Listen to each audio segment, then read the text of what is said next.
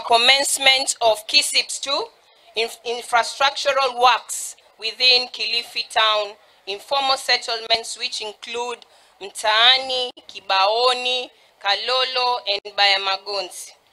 With the initiative of His Excellency Gideon Maitha Mngaro, who has committed to bring tangible development in the county, and in the few coming months, more contractors will begin infrastructural works in other settlements here in Kilifi and also Malindi town. Waziri wa ardhi, kawi, nyumba, mipangilio ya miji na uinuaji wa miji.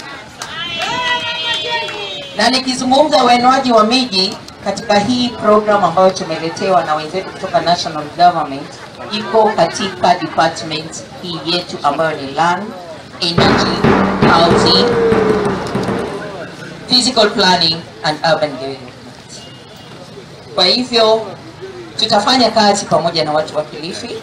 My great pleasure to join you this morning to the momentous occasion for the groundbreaking ceremony for infrastructure works in the settlement of Mtaani, Kibaoni, Kalolo and Bayamagonzi.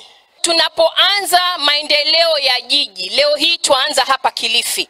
Lakini nataka kuambia ya kwamba jambo hili litakwenda kuendelea hata tukiwa kule Malindi. Na hivi tumeweza kufungua ama kuanzisha municipalities zingine kule Mariakani, Mtwapa na pia Watamu. Mheshimiwa naibu gavana, kwa zoezi la leo ambalo litakuwa hapa ya kulaunch project ya kuweka barabara za lami hapa Kilifi town. Alifuata kuma Kaunti ya Kilifi